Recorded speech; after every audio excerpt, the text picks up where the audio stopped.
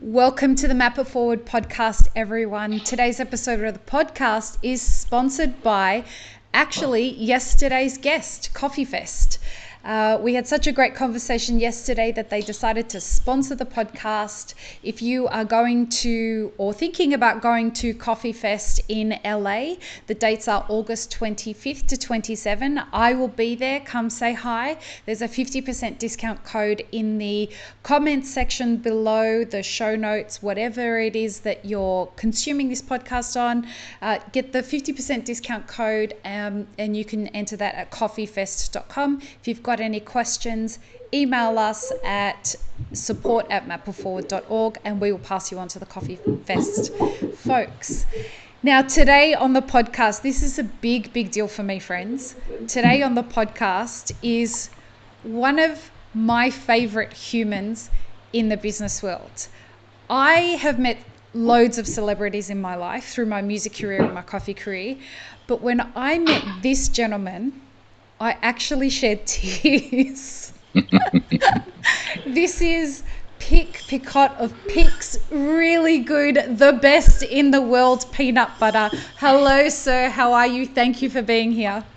Hi there, Lee. Yeah, no, it's lovely to be talking to you again. And I remember that you were the most excited person I'd ever met. I was just this little peanut butter maker, and there you were jumping up and down. Oh, it's really cool. Lovely. I remember I used to make Jane Lynch's coffee every morning, Seth Rogen's coffee every morning, David Wenham, like loads of A-list celebrities. Yeah. And when I met you, was at the Cook and Baker, and they surprised me by telling me the day before that you were coming in. And then when you came in, like I was literally breathless, Pig. Yes. I was I told lots of people about that. I'd never experienced anything like that before in my life. Well, did it surprise you? Oh gosh, yes, absolutely. Nothing like it. I got to tell you why. I don't think I've ever told you. I know we've had dinner a couple of times since then, but I don't think I've ever told you why I was so emotional when I met you. Peanut butter, and I wonder if you know this about humans. I'm sure you do, but peanut butter is, for a lot of people, they have an emotional connection with it. Absolutely. And funnily enough, peanut butter has got me through some really difficult times in my life.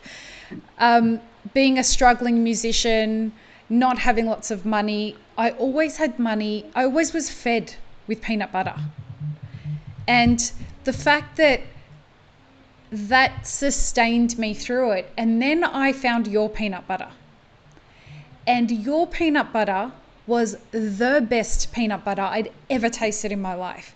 And everyone that I know that ever tastes your peanut butter says something along the lines of, I didn't know that I hadn't tasted good peanut butter before until I tasted Pic's. That's, I get that a lot. A I'm lot sure of you people, do. when I'm doing my tastings, people say, oh no, look, I don't like peanut butter. And I force it on them, because often they'll like peanuts. But I think people don't appreciate that there's a real difference between, they don't know, because, I love peanut butter, but I can't possibly eat the stuff that I used to eat, Not it's now. just revolting to my taste. Well, I've tried to try other peanut butters just because it's one of those things where you want to make sure that you're eating the right kind of peanut butter. You want to make sure that, am I just like attached to the brand? Is it just this business kind of icon that I look up to, this foodie that I have a great affinity for because of what he's created and how he's backed himself? And you just want to make sure that it's not just a brand affiliation that you're making. And so I'll try other peanut butters and it's just not the same. Yeah, no, and I think also, I had this feeling before that it was embarrassing. If people said, what do you like to eat? And if you said peanut butter, it was a little bit embarrassing because, and I think the reason for that was that we were being really dished up, worse and worse stuff. And, I when I taste it now, I don't know how much it costs to make the stuff with Chinese peanuts and get it produced in these huge plants over there. It's really cheap. but it's demeaning to us as humans to be dished up this sort of muck, and you sort of feel that they were making it because they knew, oh, they're peanut butter eaters, they'll just eat no matter what. And so it was, it's nice to. I mean, I used to go into, when I was starting off, I went into fancy delis and stuff and said, look, I'll make this peanut butter. Oh, no, sir. Our customers drizzle olive oil on their toast, all this sort of nonsense. La-di-da. But it's all good now. It's all good. All the posh people eat it now. Well, it's worthy of everybody eating it. Like, I give it as presents. Yeah. Oh, that's so nice. Yeah. And at Christmas time, we do this. So at Christmas time, we've been doing this thing where you for $10 we'll send a jar. It might be a little more this year, but for $10 we'll send a jar to your friend anywhere in the world. Yeah, so it costs us a lot of money, but it's such a powerful thing when people give it to their friends. So thanks for doing that, Lee. That's really lovely. You've taught me something. Well, you've taught me lots of things. You've taught me how important, as I'm building my brand for Elixir, I've looked to a couple of businesses, Pics being one of them, in how to stay true to what it is that you want to build and how to build relationships with people. And for us, customer service, looking after the people who honor us by drinking our beverage, is something that you really modeled to me. Like, I've always had that mindset, the way that I was raised. The Arab culture is like that, but to see that modeled in a product that's gone to market, that's uncompromisingly all about quality and all about serving the people who are going to consume it. And it's a real reflection of you. And when I was creating my brand, I wanted to emulate the same thing. And so I really appreciate, I don't know if I've ever said this to you, I really appreciate how inspirational you are to other entrepreneurs out there. Thank you. It's a big deal to have people that are authentic and just you don't you know how much what I think about you. You know that I have a lot of respect for you, but at the same time, it's nice to hear it. Yeah, and I think, when I started making this stuff and selling it at our local market, I realised that the people who were going to do this, who were going to make our business work, were our customers, and also that no one was going to convince anybody to eat peanut butter better than a friend of theirs, And so I've always felt that people are going to listen to their friends way before they listen to me or anybody or any fancy ads, and it's so important to. I'd always felt I'd rather have one person really engaged with us, what we do, and how we do it, and what it tastes like, and why we make it, and what we love about it, than to have 100,000 people see an ad and think, oh, I must try that one day, because that one person is going to infect other people, and so I see us as the heart of a community of people who love, what we do, and it's a massive responsibility, and I just all those people come and visit our factory, and it's just our way of thanking them. So we give them a really good experience. We give them a tour, and we make sure that they feel really welcome, because they are, and they built that place. Our customers built our facility, and so it's not just a facility, is it? Like, it's literally peanut butter world. Yeah, well, it's pretty. It's very cool, actually. It's this huge big building that's got a Tell factory me about it. So it's like 25,000 square feet of factory, office, and cafe. We always used to do tours, or we have been doing tours of our factory for the last 7 or 8 years. We've been in business for 11 years. And when we got our first proper factory, we put some windows in the process area so people could come in and have a look through the windows. And it was really neat, people loved doing it, and I mean, like you, one day it's like a Hajj, you're going to come to Nelson, you're going to come and visit Peanut Butter Oh World. yeah, And you're gonna it is just my as excited Hajj. as so it's a very special opportunity for us and for our customers to really, feel they've come somewhere where they're going to learn things and they're going to engage with other people. And these days I see us. Our mission is to connect people through food. When you sit down for a meal and it's one of the most intimate things you can do with people. It's I a lovely agree. thing to do. And I think you get the same thing with a food product, especially the one, especially our stuff, because it's so. I picture it in people's cupboards, sort of slowly, sort of throbbing and saying, everything's okay. It's got You've heart. got a jar of peanut butter here. Yep. And I really feel that. And So I feel true. that when people, if you go to someone's place and you look in their cupboard and you see they've got a jar of Pics, you feel some affinity for them. You really And I do. Yeah, I think that happens. So it's an amazing place to be in, and it's such a privilege, and it makes life so exciting. Hey, what does that feel like for you as Pics has grown and become what it is? How does that feel like projecting back to the version of you that started it? Well, for a long time, once I started getting, sort of media attention and things like that, I thought, this is really weird, I'm the same person I was before I started this, and why is it that people are now listening to me? I mean, I don't know how many people you got listening to this podcast, but there's probably about 14,000 that'll listen to this. Oh my God, how's my hair? You're so funny. Anyway, but people, and I thought, this is really weird because I'm still the same person, and is it just because I made some money or something? But it is feeling different because I'm doing quite a lot of talking now. I do after dinner speeches and stuff like that, and but people really do get a lot out of it. Are you surprised by that though, mate?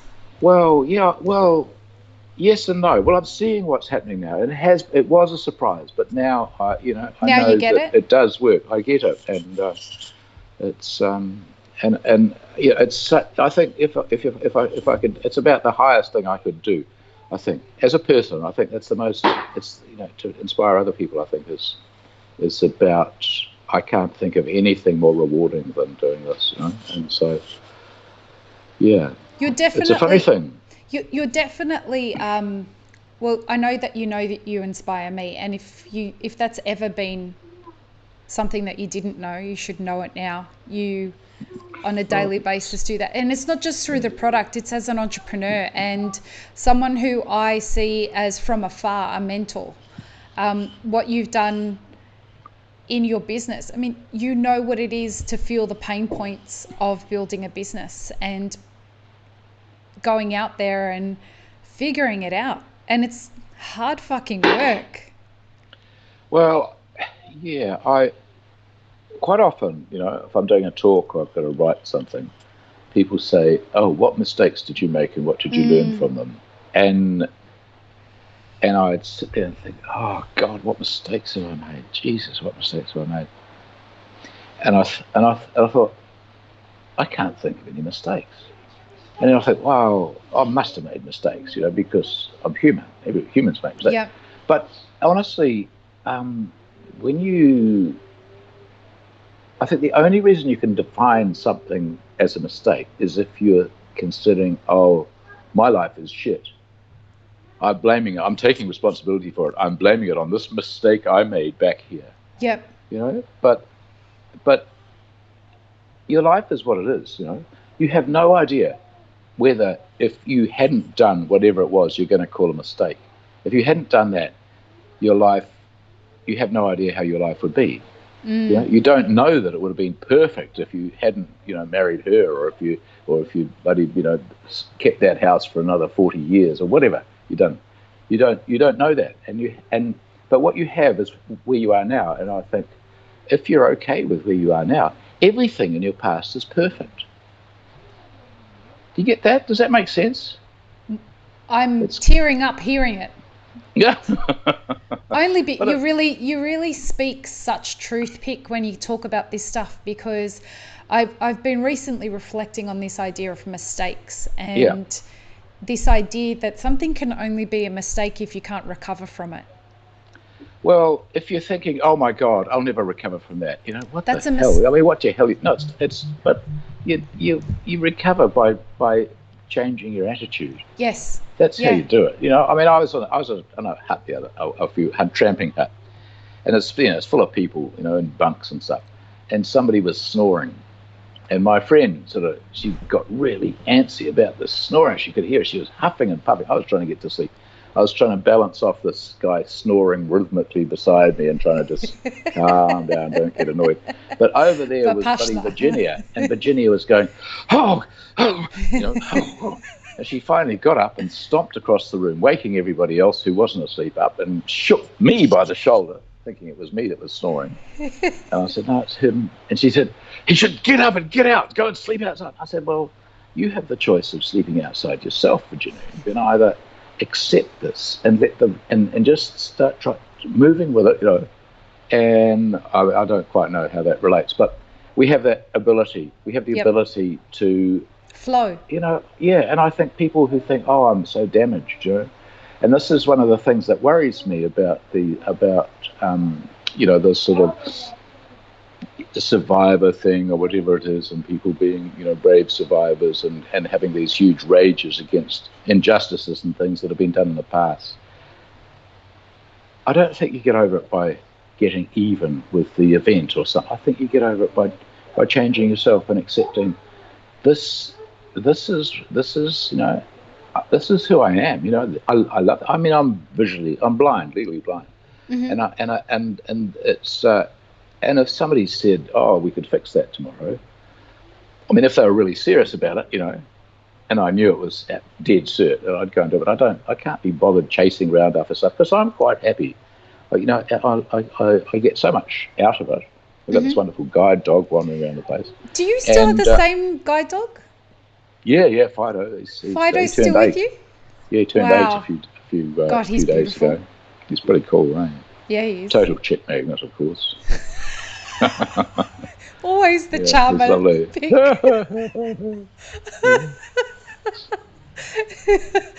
Do you do you look at it like how long have you been working on pics now? Is it 10 Oh, years 11. yet? It's 11 11. years now. So I started 2007.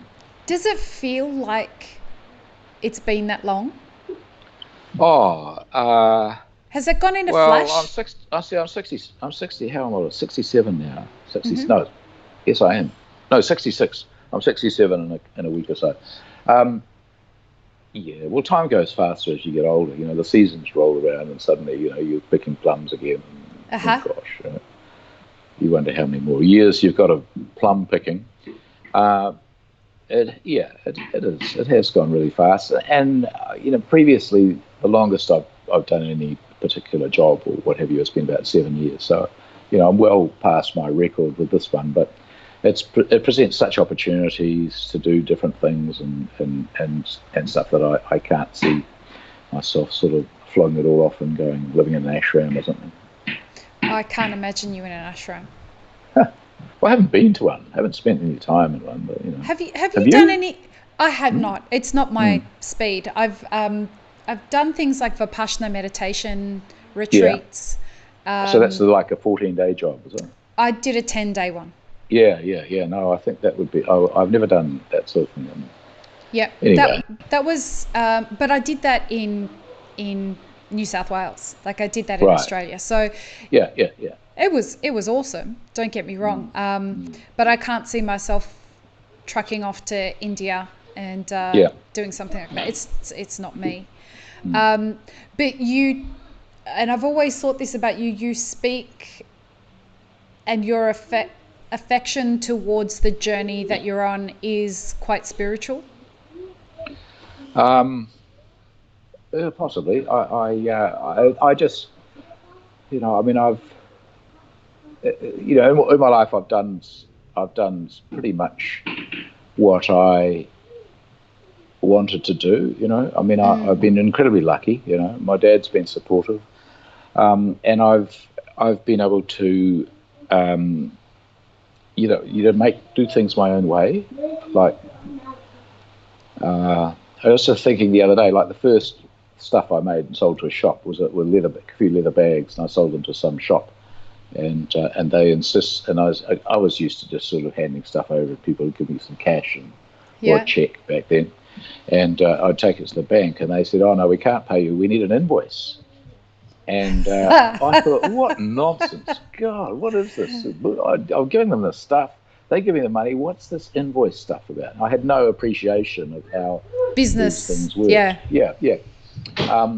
And I guess so I wrote them out a facetious piece of paper with about sort of 16 digits on the top saying, invoice number, blah blah blah blah, and they eventually paid the money.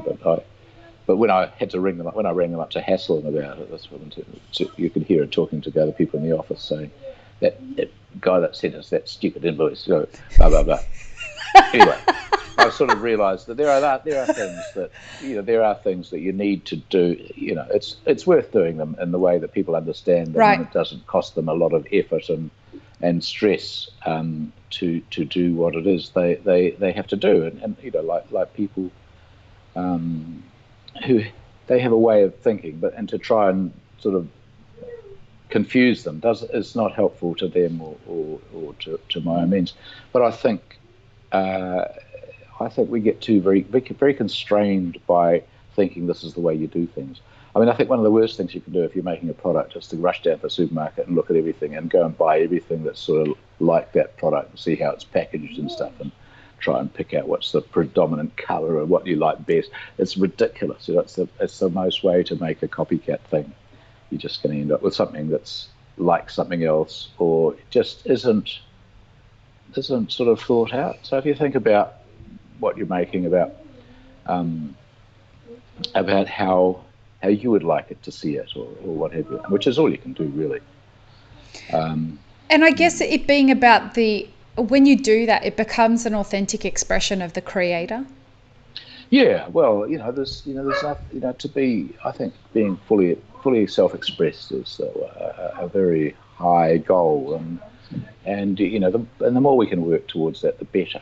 I think sort of copying stuff or worrying, often as a business gets bigger, and I'm finding this, myself, as a business gets bigger, you get more and more nervous about taking everything risks or doing everything. Yeah, and it's a real pity. It's a real shame, and it's not easy just to sort of blast on through. That's when people start calling in consultants and all this sort of nonsense because they can't make their mind up. Right. So but it is a challenge. It is a challenge. Also a challenge sort of mine. We've got 50 odd staff now. That's wonderful. And the communication we used to have is just sort of isn't. And never quite sure who's in charge of what projects are where and these things. Has that been challenging as the business grows? I'm not sure. Have you had a business this size before? Oh God, no. Okay. Everything I've done in the past is this dog's just barking. No problem. Yeah, there's Anthea behind me, and hi Anthea. You can see them. Where are you? I know you're in Nelson, right? Are you in Nelson at the moment? Well, yeah, near Nelson. This is Maraho, which is the start of the Abel Tasman Park. So this is our wonderful, famous park, coastal park. You can go walking along there, kayaking or water taxis and stuff. It's lovely, and I've got a little holiday place here, and it's a small little cabin. It's got a big sort of covered outdoor area and a toilet and a shower and a boat shed. And a boat shed. Caravans. That's awesome. It hasn't got a boat in it yet, but a boat's coming. It's coming. And for anyone who's listening that doesn't know, Pic's Peanut Butter is a New Zealand-based company, South Island of New Zealand. And that is one of the most beautiful parts of the world. The South Island of New Zealand is just incredibly stunning. True. So if you get a chance to go. And if you like peanut butter, I've just given you an extra reason to want to go. No. It's the highlight of our peanut butter factory tour is the highlight of anyone's visit to New Zealand. Oh well, I can understand why, but I'm a little bit biased, as you can tell. Yeah, no, it is. It is amazing. We do get people beside themselves with excitement about getting there, which is amazing. It's so nice to have made something that causes that level of excitement. I think of it as Disneyland, but much more interesting because Yes. with Disneyland you can buy a plastic, mouse or whatever it is, duck or something, and take that home. But with us, you go and do the tour, and then you go back and you're getting the peanut butter every week, and you're knowing where it's coming from. It's Oh this direct yeah, link that's you so exciting. continue to have with the place. It's very, So very exciting. Do you do you look back at the journey and think that when I say the journey, I mean before you started Pics, do you look at all the things that you've done in your life and realize what they did to contribute to the success that is Pics? Oh, absolutely. Yeah. And but one of the most interesting parts of that is that I've had a lot of businesses in the past, and I'm sure they could have ended up similar to this because they're pretty cool businesses. But I did everything myself. I didn't trust anybody to do anything else. So I'm going to just get some water. No problem. Could I have some more water, hun? Please. Yeah, and so what have I done? Oh, heaps of stuff. So I Tell made us some furniture. of it.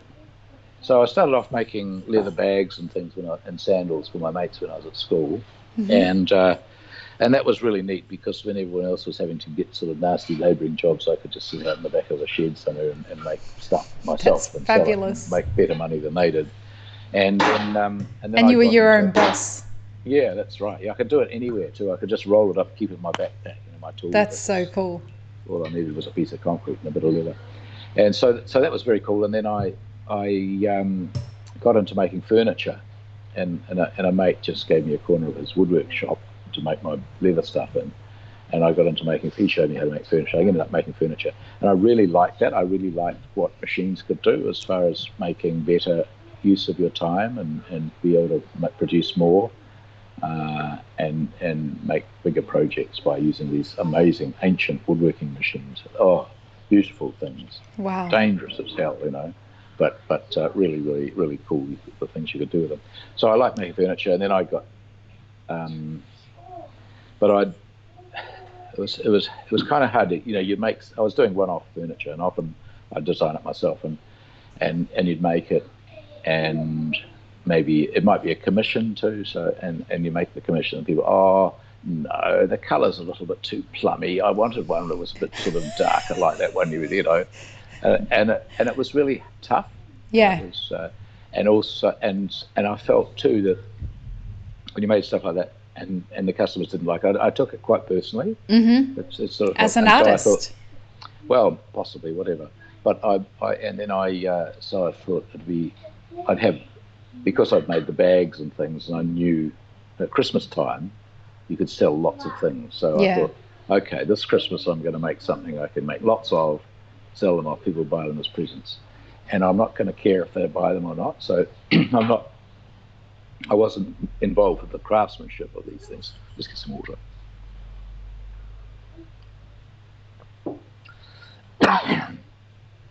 Yeah, so I wouldn't take it personally if people didn't like them. So I got into making novelties. So I made things. I made things like panic packs, a glass-fronted box that said "in emergency break glass," and they appear every now and again. But I had about 15 different models, and wow. So it was total protection from everyday emergencies. And I chucked them in the back of the car and rushed around the country and sold them all just before Christmas. And it was crazy, just the orders would just keep coming and coming and coming until the last courier was going out before Christmas, then it just stopped. So I could go and get drunk and just go on holiday, and the money would start coming in from all that stuff. And so I did that for about 7 years, making giftware, and I added flower presses and wooden kitchen tools and stuff. And but ultimately, I was standing in these. I started attending these gift trade shows. And all these people would come in and their little gift shops in sort of small towns and things, and they'd be picking around and buying the stuff.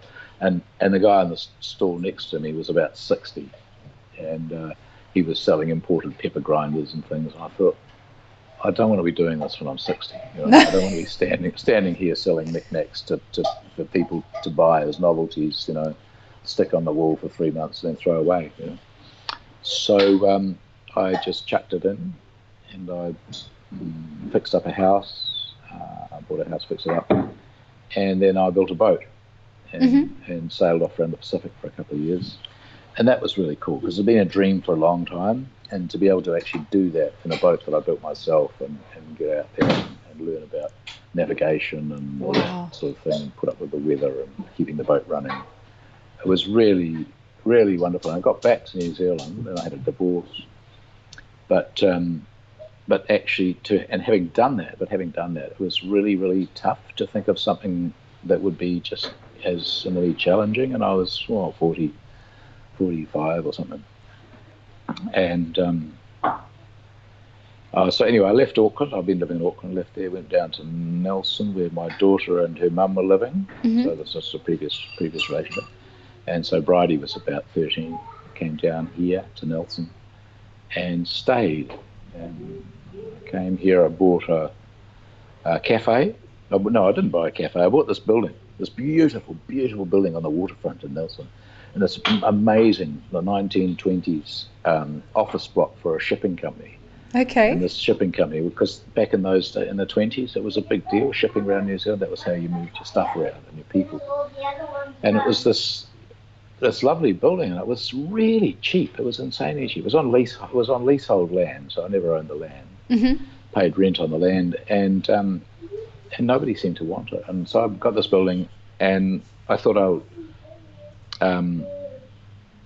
set up a cooperative workshop thing, which is where I'd been making the giftware and the furniture. Okay. And I'd been in this big space in Auckland, a big old warehouse, and there were lots of businesses in there, lots of people doing stuff. There were a lot of woodworkers, there were shoemakers and potters, and a guy building computers. There were people fixing cars and all sorts of things. Those jade carvers and goodness knows, all sorts of things going on in there. And we all hung out together. So we all knocked off at 10 o'clock and 12 o'clock. That sounds amazing. Smoko. Smoko. We all drank. We still have smoko at Peanut Butter World. Hey, so for any of the Americans that are listening, a smoko is like a, because only Aussies and Kiwis know what a smoko is. So a smoko is like a break for a cigarette. So to have it, and everyone kind of like takes a cigarette break in 10 minutes, and then goes back to work. So yeah, God, I haven't heard somebody say smoko in years. Thanks for that. No, it's good, eh? Yeah. And so we had this really grungy old smoko room in a great big teapot, and we'd all go in there and have each other on. But everybody knocked off, Anybody who was making a noise during smoko, unless they had a really good excuse, you had to, go in there. And everybody did. You needed a break. And, back in those days, we had we didn't have cell phones, so there was one landline telephone for this whole building, There was probably 30 odd people working in there, all different businesses, and just one phone. So when the phone rang, somebody just picked it up and shouted across this huge building to try and get whoever it was to the phone if it was need be. But anyway, it was really cool, and I was there for 7 years, and I think that's where I learned everything I learned about running businesses and working with people and all that stuff. So I got really excited when I'd done my sailing and arrived in Nelson about starting something like that up again in Nelson, and that's what I hope to do with this building. But so I got this building, and it had been a printing works. And I fixed it up a bit. It was a beautiful historic place. And I thought, well, I'll start with a smoko room. Get the smoko room. I'll start a smoko room first in the business that I'm building. So and so it's such a. It's awesome. But it was right beside the main road, and so I thought, well, okay, let's make the smoko room open to public as well. So we can have somebody in there full time making coffees, and I can just go and get a free coffee. That's awesome. And we can sit around. And but I don't know, I sort of got a bit carried away. I had some really good mates who are architects, and they came down and said, oh, yeah, this is really nice. Why don't you do this and this and this? Ended up doing this and this and this. And it turned into, rather than just posh smoker room. It turned into this huge restaurant with a walk-in chiller Wow. and a huge, great kitchen and all this stuff. And I thought, oh well, it's not, Shit, I've got a here restaurant we are. now. I've got a restaurant. I thought, oh no, that's cool. I'll lease this out. I'll be able to get a lot of money leasing out a full, ready-to-go restaurant. But nobody wants to lease a restaurant. I had no idea nobody wants to lease restaurants. I don't know anything about them. So they want to all set them up themselves. They want to choose the colour of the table. They want to choose what sort of seats they have and the knives and forks and everything. But I ended up with all this stuff, so I had to run it myself. And I knew nothing about that stuff. All I knew about restaurants was that chefs were meant to have tantrums and throw things around and sort of be offensive. And so that's what I got. I had a whole procession of chefs who threw things around and were very offensive, and brought us just to the edge of all sorts of personal grievance and totally things. And I ran it for 2 years, and so I was sort of maitre d' because I didn't cook. What kind of food did you serve there? Oh, it kept changing every time a new chef came in. But we ended up with a woman who has gone on to do amazing things in London. So, do you want to give her a shout out? Anna Hansen, the Modern Pantry, and she's somewhere there in cool. London. Yeah, so it's a beautiful, beautiful restaurant. But I did notice on her CV, which lists all these fancy places she worked, she didn't mention Coaster's Cafe and Bar and Grill at all, which it's a little bit wounding. But hey, she's been very kind to me when I go over to London. So anyway, I ended up with this restaurant. I ran it for about 2 years. I gave everybody who ate there about $10 until I couldn't afford to do it anymore, and closed it. So that was a bit of a lesson. I closed it and I sold the building. We never really filled it up with workshops and stuff, and so this guy bought it and turned it into a distillery. So yeah, and that was a bit hard, because I hadn't really lost money on something before. Well, I did all right selling the building. So I wondered what to do, and I thought maybe I could still have my boat. So I thought I might have a crack at chartering that out. Mm-hmm. And uncharacteristically, I started doing a bit of research first, and I came across all these boats around New Zealand that were really hard to find. So I made a list of them, and I thought I'll actually see what's what. And then I thought, I could publish. If I published my list, I could pay for my research. I could get to travel around a bit and meet these people and be useful to them, because they probably. Because I could tell they were shit at marketing, because it was really hard to find them. So I published a Picot's Charter Guide, and that was in the late 90s, and at that time, the internet was just sort of coming on. Uh-huh. And so I set up a website, and I organised a database where I could put all the stuff about the boats in and photos and stuff. And so as well as having the website, I printed this book. The book cost a fortune to print. It had about 100 boats, and it had all about them. I insisted they say how much they charge and stuff, and they were all. It was all in quite very beautifully organised tabular form inside the book, so you could flick through and find ones that would take 6 people or 2 people or whatever. And the website, and so. And it was really interesting, because most of the guys had the boats. I'd go around and say, "Look, we've got this really cool website in this book." "Oh yeah, website. Yeah, no, mate, that's not used to me. I haven't got a computer." And oh, that's a nice book. That's a nice book. Oh yeah, no, I see. The internet's not going to survive. It's not going to stay around, right? It's not going to be a thing. And they say, "Oh, what's his name's got his boat?" "Oh, that's a nice boat. Oh, yeah, I wouldn't mind going. How much is it? $200. Yeah, no, can I just go in the book? I don't care about it." Anyway, so at huge cost, it was $20,000-$30,000 to print this book. Wow. And so they go in the book and on the website, and of course the website got all the work. It was a nightmare trying to distribute 5,000 copies of a book. Yep. Just even giving them away or putting them in places people might use them. It was just really hard. So we'd end up sort of, getting rid of 500 books and having to sort of pulp the rest of them. But it worked for getting people to list their boats. And the charter guide's still going. Still, somebody's still running it. Did you sell the charter guide to somebody else? Yeah. Yeah. Wow. And so I sold that. Oh, so yeah. So and when I sold it, I remembered. Hang on, what I'd been trying to do in the first place was to find out about chartering my boat out. And so I was, after I'd been doing the charter guide for quite a few years, I was looking through an English boating magazine, and I went to the classifieds in the back to look at charter boats, see who was doing what for charter boats around the world. And there was about 3 pages of charter boats, and there was about 16 pages of sailing schools. And in New Zealand, we had sort of 1.5 sailing schools. There was one that taught women how to sail up in Auckland. It was just legendary. women.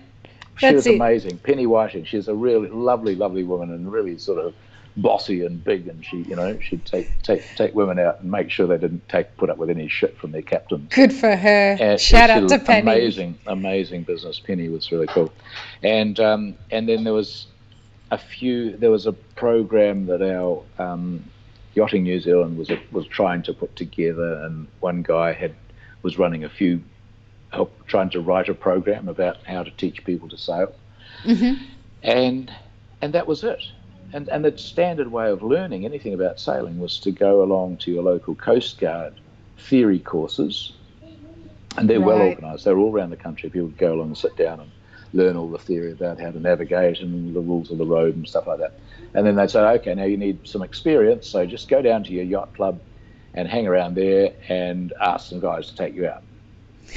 Which doesn't work, and even if you found someone, and I think in the old days when everybody needed crew, and in the wintertime they'd haul their boats out and everyone would go down and sand its bottom and pull its engine to bits and fix all its sails on the sewing machine back home, all that sort of stuff. That was okay, but these days no one's allowed anywhere near a boatyard and painting, anti-fouling and all that sort of stuff. No one knows how to fix, and no one's got the time, Yeah. And it was really, and you couldn't pay someone to teach you how to sail, because all the qualifications thing about being able to charge people to take you out on your boat involved basically being an old-time, sort of sailor. He'd spent his life, sort of on merchant ships. Fishermen. So to actually get a commercial qualification that would entitle you to take out paying passengers, you had to be a seaman or something like that.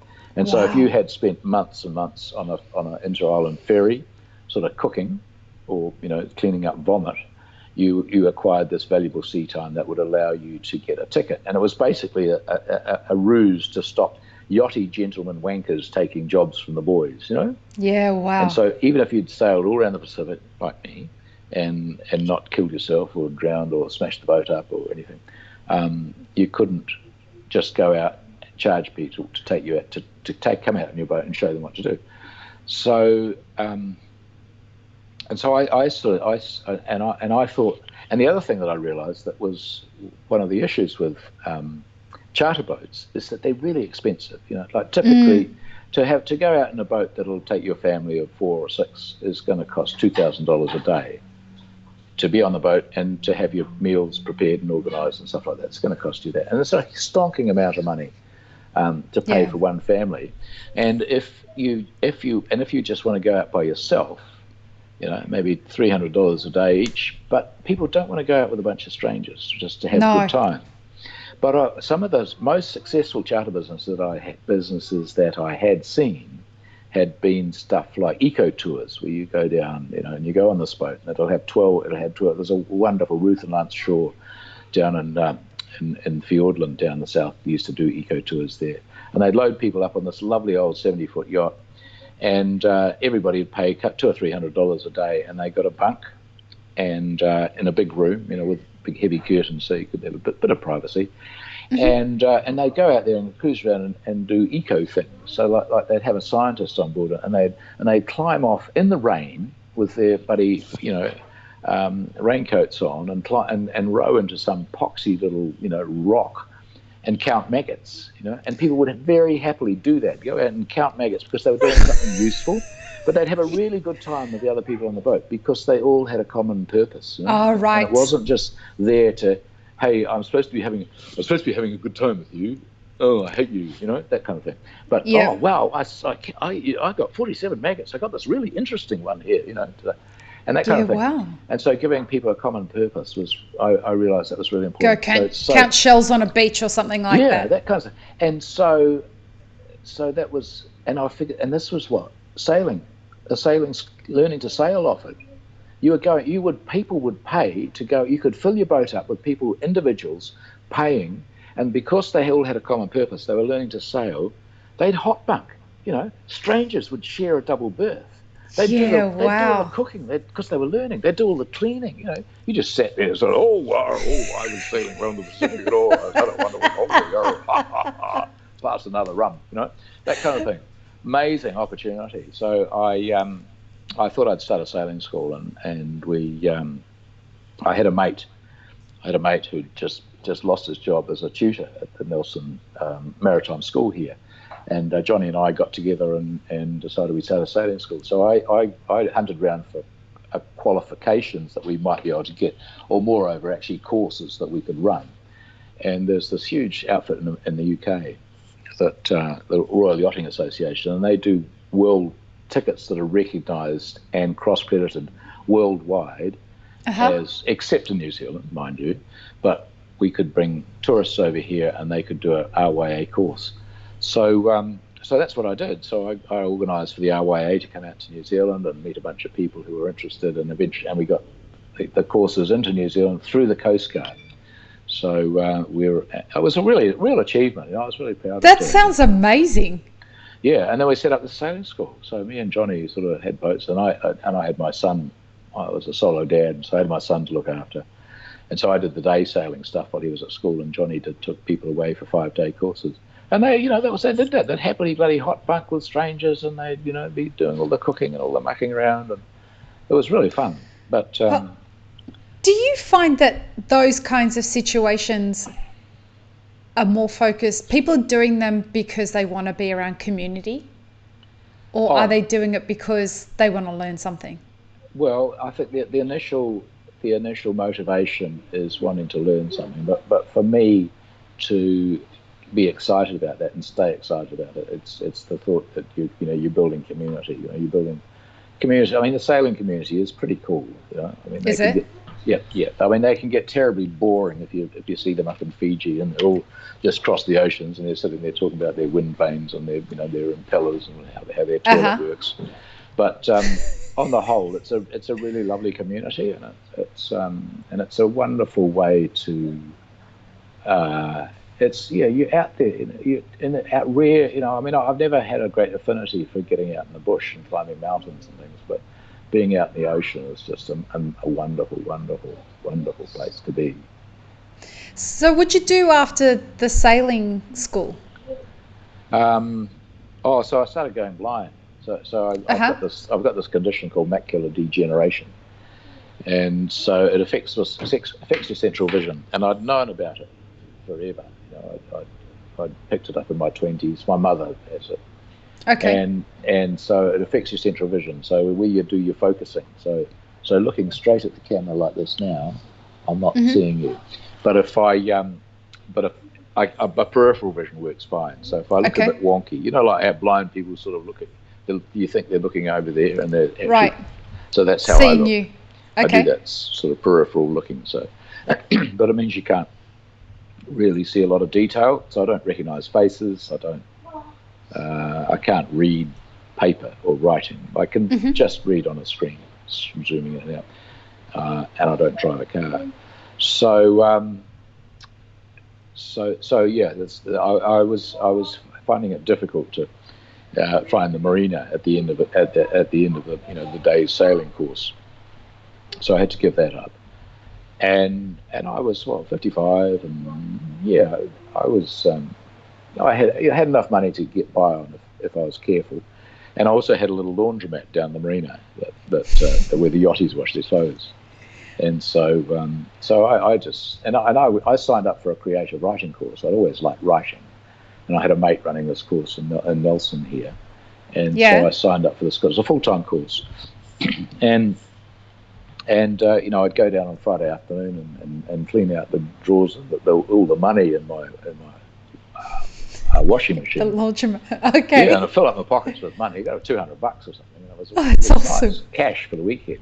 No mucking around with tax or anything.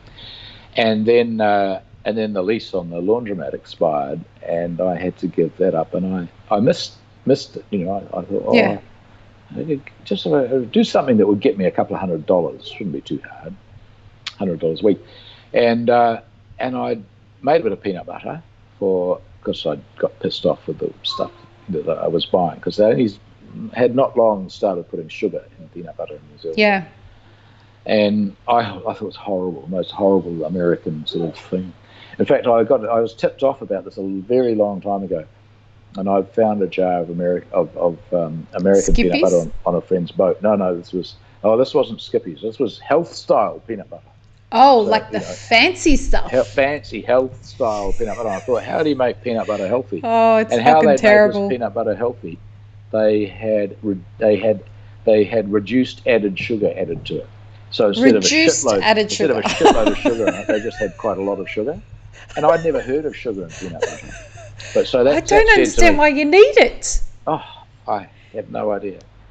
Anyway, but that said to me, this is how the world is. You have sugar in your peanut butter, and I thought, well, sooner or later, because we follow American trends, sooner or later, we're going to get sugar in our peanut butter. And it came. It was 20 years later, but it did. And I said, ha ha ha! I knew that would happen. Blah, blah, yeah. Ha, ha. I told you, and I used to pick through them and get. I thought, I won't get these ones because I was a bit blind. I didn't want to have to read the labels, and I thought I'm not going to get the ones with the cartoon peanuts and the gaily coloured lids, which are obviously aimed at kids. I'll just get a 1 kilo bog standard cheap home brand. That'll just be ordinary. And I got that a bit full of sugar, and I was really pissed off, and I really disappointed. Very disappointed, because I'd got it at home and I put a whole lot on my toast, and I rang they had a free phone number, and I rang that up and said, why are you putting sugar in the peanut butter? Did you really? Sir, we do market surveys, and that's the way everyone likes it. Look at this, So wow. I made some, and it's easy to make. It's real easy to make. You just get peanuts, roast them, and then put them in a blender. Yeah. So I made some, and it was just like my mum used to make it. It was just like I thought peanut butter used to be. And anyway, and hell of a lot nicer.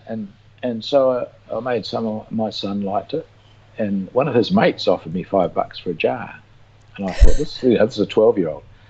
And I thought, well, he was 12, and he offered you $5. Yeah, for his pocket money. He thought it was so nice. And I thought, wow, that's pretty cool. And so I thought, well, I could if if I made 50 jars of peanut butter and then took them to the market and sold them for $7 each, I could get my $200 for the weekend. And so I did things on the back of an envelope, and I reckon I could make the stuff on Friday morning, 50 jars, if I had the right sort of gear. Yeah. And so I did that, and I spent $10,000. I said $10,000. I made a business plan. So what did it look like? Oh, it was on the back of an envelope. Well, no, I don't remember if I could read my writing then or not. Probably not. But anyway, there was this. I googled around and found, because I was roasting them in the oven. You had to shake the trays in the oven to try and get it cooking evenly, and that was a real pain. I can imagine.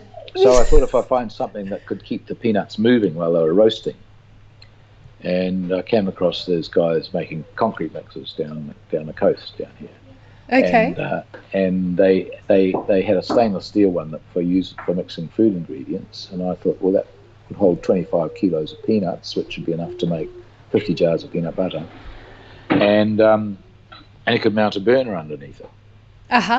So I bought this. It was about $6,000 or $7,000. Fancy concrete mixer with a burner mounted underneath it. And I bought a bench top specialist peanut grinder because the blenders kept blowing up.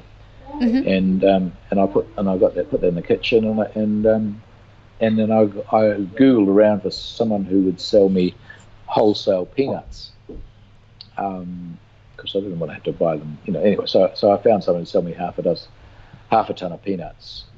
This is Australian Half guys a ton.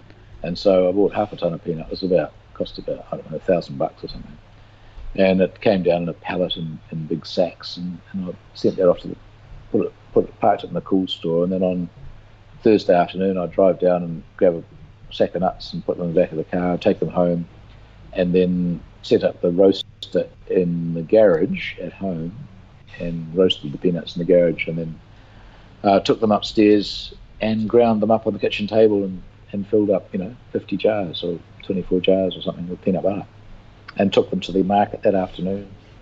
And first day when I sold everything, sold out pretty quickly, because it's so easy to taste. We just had wooden sticks and stick it in, wave at people's faces.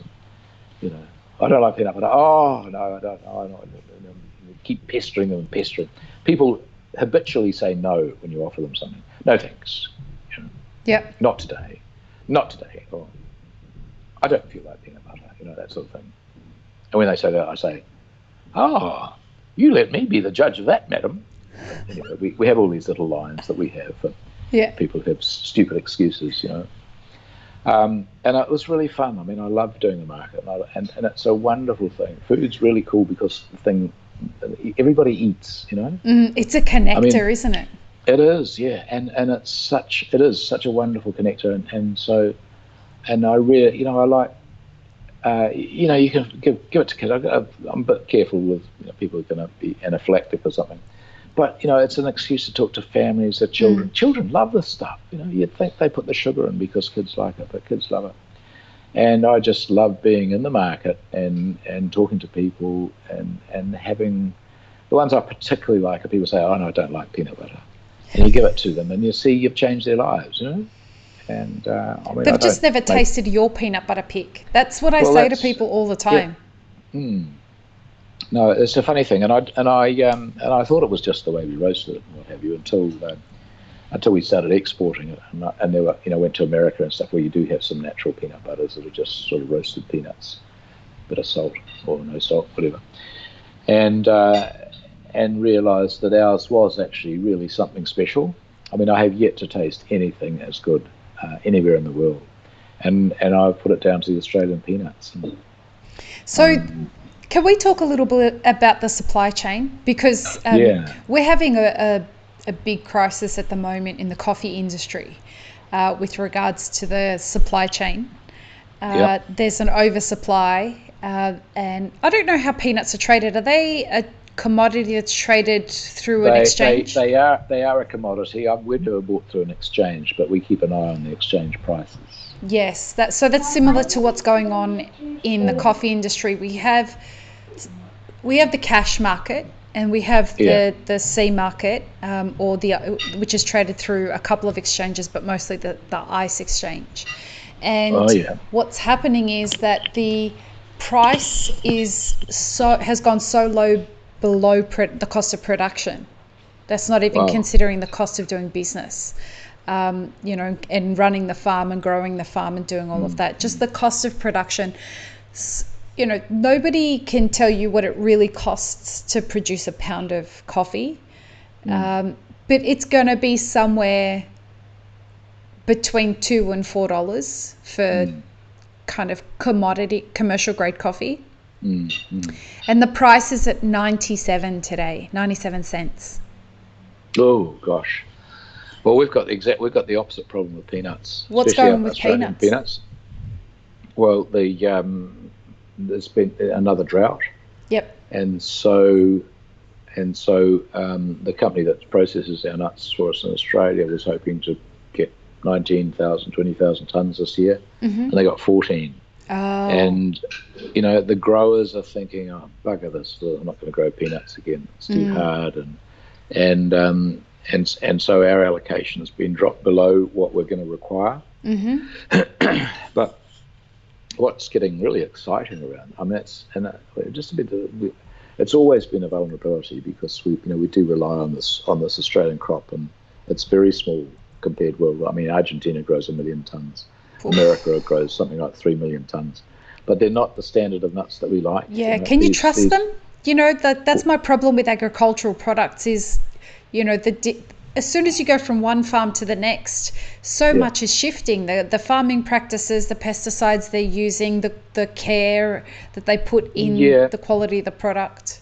Yeah, I mean, our processors have been amazing. The people that we buy the processed nuts from, they're just husks. They take the shells off, they take the skins off, and it's blanched peanut meat. So it's very clean stuff, and the processors that we get it from do a really good job. They're phenomenal, really, really top class processing. And they work closely with the farmers. We know some of the farmers. We can't, unfortunately, haven't been able to get batches through, so we can't say these nuts are from Lionel, or these nuts are from here and there. They don't get down to that granular level, which is something I'd really love to happen. But it's just the volume is just dropping. I think there's a big there's competition with other crops. There's avocados and wheat and all sorts and sugar. They're all competing for the same bits of land, and competing for water. So water's getting really scarce in Queensland. So it's tough. Anyway, so we've been in touch with a company that's growing peanuts in Zambia, in Africa. Oh, wow. And we got some of their nuts, and they're beautiful peanuts. They're different flavour from Australia, but they are beautiful. It's a lovely hard nut, so it's got a lovely texture, and it does have a good strong flavour, which some of the other ones just don't. Yep. The American and the South American peanuts just don't seem to have the flavour anywhere like the Australian ones, but these are really nice. So, but there's only a small volume of them available too at the moment.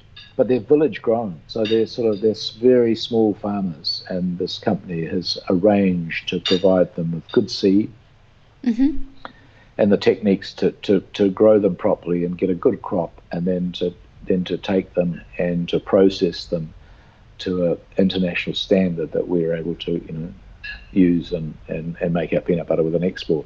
So it's really exciting, and the idea that we can help these guys, in their village level agriculture to make a good living off their farms. And I'm very excited about going to Zambia too. Oh, I imagine that'd be really exciting.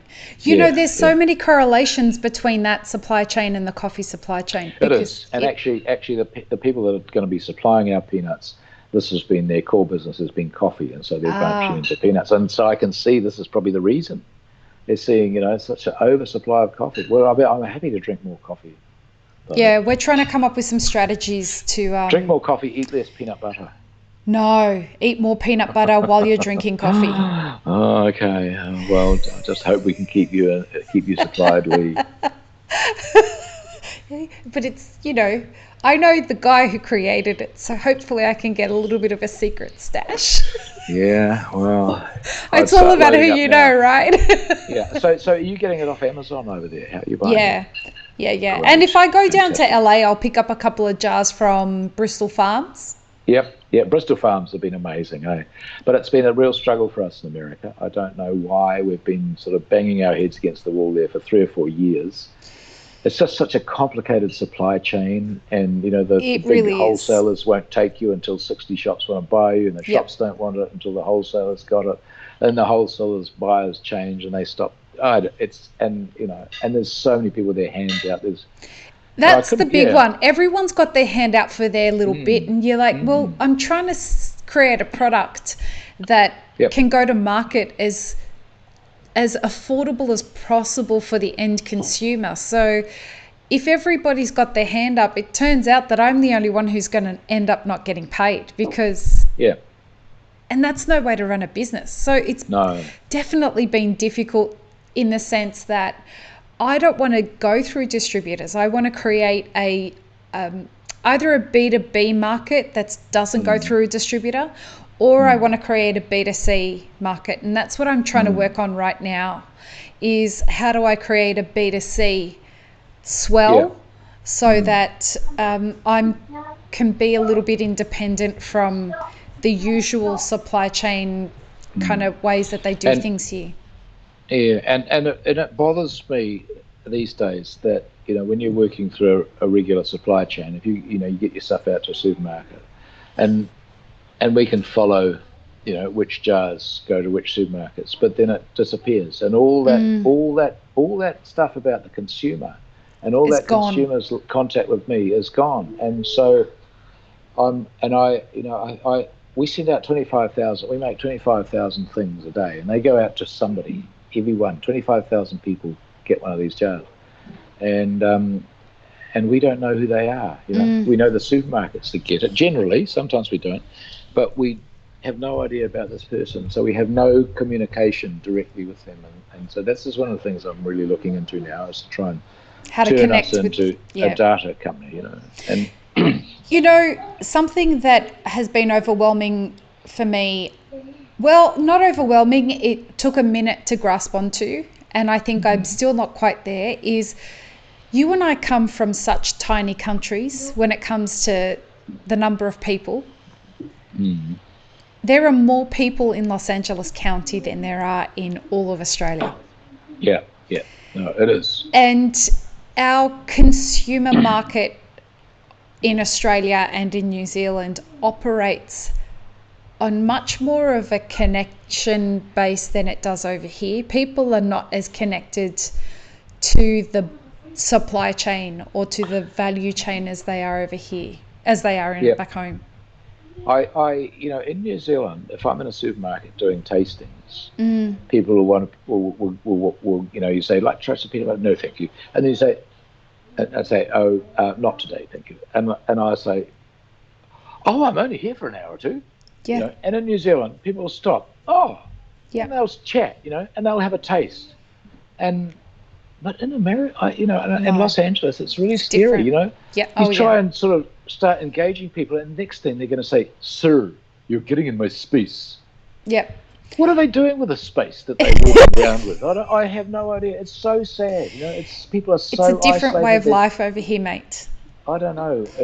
Even in places like the UK and in China, people are very happy to talk, and they're big countries. I don't know what it is. It's a different mindset, and I'm spending a lot of my pondering time on my own thinking about this at the moment, is this idea that community-based cultures versus individualism-based cultures. And this culture is all about individualism. It's all about me, what do I need, and they will fucking cut people down who get in their way. And, and they'll happily admit it. And that's very different to what you and I grew up around. There's a lot of people in Sydney. There's millions and millions of people in Sydney. But even still, over here, they'll step over a homeless person. They'll literally step over them. It's a whole different way of life, and working very hard to quarantine my sensibilities living in a country like this, and trying to take a product to market that still maintains the values that I have has been challenging for lots of reasons. But God, I'm so grateful for everything that I'm learning about myself and about people in general doing it. I listen to your journey and it gets me so excited because I've done lots. I'm 44 now and I've had 3 or 4 careers, and I keep thinking like what you do, like how can I make the next thing that I'm going to do a greater challenge than what came before it. Yeah. And so hearing you say what you're saying is just, again, really inspiring because it validates my perspective on the way that I'm approaching the world and my life and not getting discouraged. And as long as I'm pushing me to be a better version of myself and my product to be a better version and authentic. Yeah. No, that's the go, and staying true to what you do and what and moving. I used to love fiddling with the machines. I used to love, doing the graphic design, setting up new software and these things. But I don't miss them now. And I get such pleasure out of doing talks and coming up with community projects and stuff. It's really, really fun. And so you're in the process of writing a book, right? Yeah. So what happened? I like writing, and I thought about writing a book. I've written odd bits of little adventures here and there. Did you publish any of them? Not yet. Well, yeah. I had my charter guide, and I have poetry on the back of some of the labels, peanut butter labels. I do remember that. I released my single on one of your peanut butter jars. Yeah, that was so exciting. So I'm a famous publisher. You are a famous publisher. I think actually, your label. People think, we got a jar of stuff. We need to put a label on it. So what it is. But actually, you've got a jar of stuff. You've got a publication. Yeah. You've got a publication that's wrapped around a thing. Yeah. And so you've got to really make the most. You've got to make it as interesting as you possibly can, or you've got to express what it is you want to express on that in that publication. And people think, it's not a publication. It's a label, but it's not. It's something. It's an opportunity to express yourself. People read labels. That's right. Yeah, they do. So we have these poems of heartbreaking, they were awesome. Do you still do it? Yeah, we've still got. They haven't. They're sort of recycling around a sort of a limited supply at the moment. Yeah. Because I've been busy with my book, and there are other poets. We've got proper poets doing stuff as well. The proper poets are all. I don't know what's happened to. I have given them a bit of a nudge. Okay. Anyway, so the book. So I thought about this book, and I talked to a mate who'd written a book, and he said, get in touch with this person who's really good. She's a really good editor, and I got in touch with her. She said, I work for Penguin, Penguin book, Penguin. Yeah. So she said, I work for Penguin, and we've been looking at you. We were thinking of coming and having a chat. You send us what you've got so far. So I sent in some bits and pieces, and she wrote back and said, look, we're keen. We'll give you an advance. Wow, that's very fun. Half of it when you sign the contract, and half of it when you give us the manuscript. And I was beside myself with excitement. And anyway, so they sent me the contract, and I looked at it, with my lawyer, and I looked at it with a mate who's done some publishing. And it was such a horrible looking contract. It gives away my life story for about sort of 15% of the gross, as long as it's not on remainder, or as long as I'm not buying the whole stuff myself, And film rights, giving away the film rights. I'd have no say in who was going to play me in the movie. Really? Yeah, the peanut butter king himself. Yeah, no say. No say. What if George Clooney wanted to do it? Well, you still wouldn't get a say, would you? Well, what if I wanted to do it? I'd have to pay them to make my own movie. Anyway, so I'm going to publish it myself. I've got a friend who's done a lot of that stuff, and so she's organising it for me. She's editing it, and it's fun. That's what I'm going to be doing this week. And is it a memoir? Talking to you. Well, it's what I've done. So that's a memoir. Yeah, what I remember, the bits I've forgotten won't be in there. Somebody. I've realised 20, 25 years from now, I'll probably write something that's similar to that. And recently, when I went back home, I shredded everything that I own. Oh, that's weird. Oh, I'm weird, mate. You should know that by now. That's pretty odd. Yeah, no, I hadn't. So that's going to So you've got to start again. Well, the thing is, Did you shred all the stuff in your head? Well, it's funny. The flow-on effect from it has been that it had the desired effect. I let go of a bunch of stuff. Oh, okay, good. So the idea was I shredded.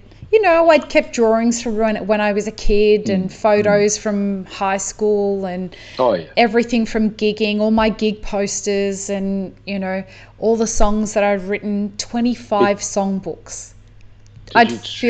Shredded everything. Everything. Gosh. And I kind of in the middle of it, I was thinking, that book's going to be interesting when you finally get around to writing it. And I thought, well, whatever I remember, I remember. The songs. You're not going to have any pictures, though, are you? Look, there's enough pictures on the internet, mate. Fair enough. Yeah, that's true. There's no lack of photos of me if you Google me. I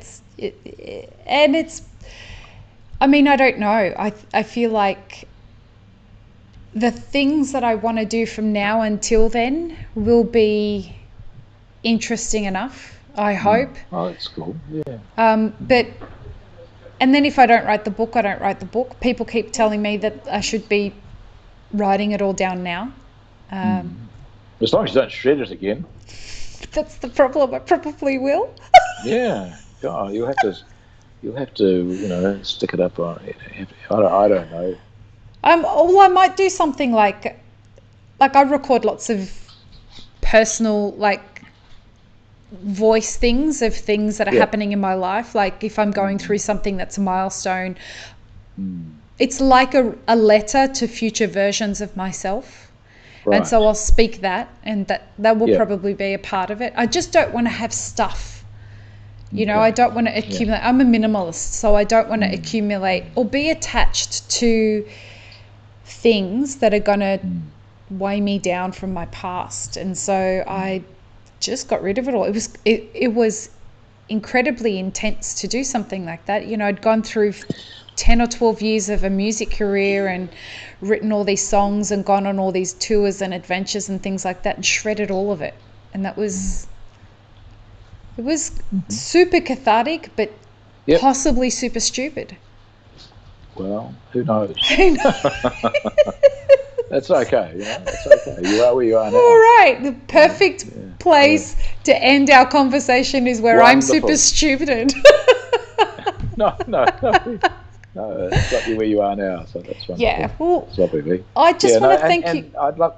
Go ahead.